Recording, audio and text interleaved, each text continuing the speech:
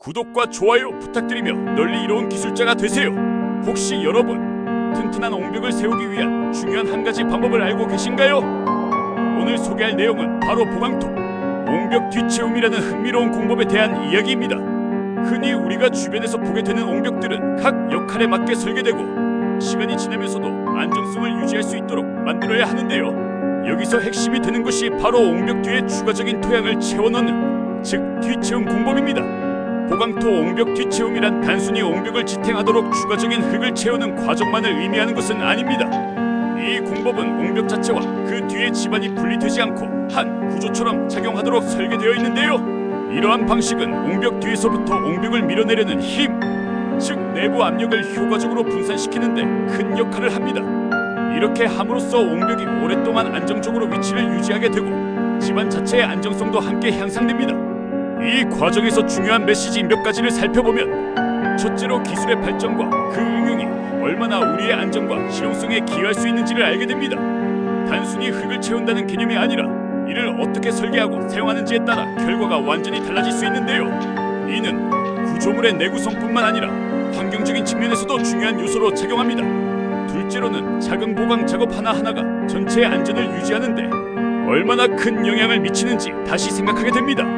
이처럼 디테일한 부분을 간과하지 않는 설계와 노력은 우리의 삶을 더 안정적이고 신뢰할 수 있는 방향으로 이끌기도 합니다. 이러한 공법이 현대 사회에서 시사하는 점은 다양합니다.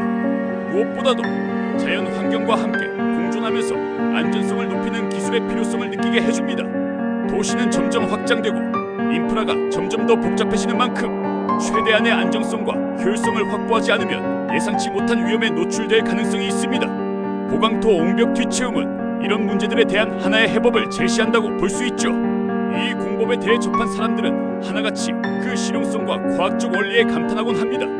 단순해 보이는 방법이지만 그 이면에는 정밀한 계산과 고민이 녹아있다는 점에서 경이롭게 느끼는 경우가 많죠.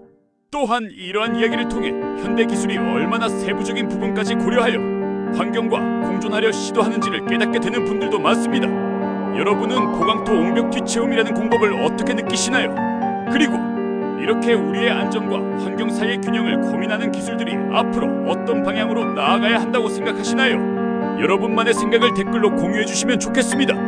이 공법을 조금 더 깊이 들여다보면 단순히 안전성을 도모하는 기술을 넘어 자연과의 협력을 목표로 하고 있다는 점에서 특별함을 느낄 수 있습니다. 우리가 흔히 간과하는 집안의 안정성 하나가 토로나 건물처럼 거대한 구조물의 안정까지 좌우할 수 있다는 사실은 사실 새삼스럽기도 하고 놀랍기도 한데요. 보강토 옹벽 뒤채움 공법은 그러한 점에서 하나의 작은 단계가 얼마나 큰 차이를 만들어낼 수 있는지를 보여주는 좋은 사례가 아닐까 싶습니다. 그렇다면 여러분은 이러한 기술들이 우리의 삶에 어떤 긍정적인 영향을 끼치고 있다고 생각하나요? 자연과의 상생을 고민하는 이 작은 기법들이 여러분께 어떤 영감을 주었는지도 궁금합니다. 이 공법은 단순히 토목 기술의 하나로 그치는 것이 아니라 우리가 살아가는 환경과 구조물 사이의 균형을 어떻게 잡아야 하는지에 대한 답을 제시하는 것 같아요. 예를 들어 이러한 기술은 점점 더 변화하고 복잡해지는 도시 환경에서 안정성과 지속 가능성을 동시에 추구할 수 있음을 보여주는데요. 작은 흙의 뒤채움조차 세심하게 계획하고 실행함으로써 큰 안정성을 얻는다는 점, 그리고 이것이 자연 환경에 미치는 영향을 최소화하려는 노력이라는 점에서 많은 생각거리를 던져줍니다. 이런 점들이 결국 우리의 삶과 연결되어 있다는 것을 깨닫는 과정은 흥미로우면서도 감동적이기까지 하죠.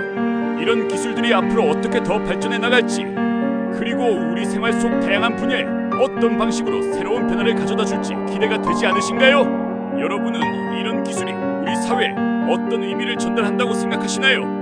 그리고 우리가 기술 발전과 환경의 조화라는 점에서 할 수 있는 노력은 무엇이라고 보시나요? 여러분의 생각이 궁금합니다. 앞으로 이러한 기술들이 우리 생활 속에서 어떻게 더 발전할지 상상해보면 무척 흥미롭습니다.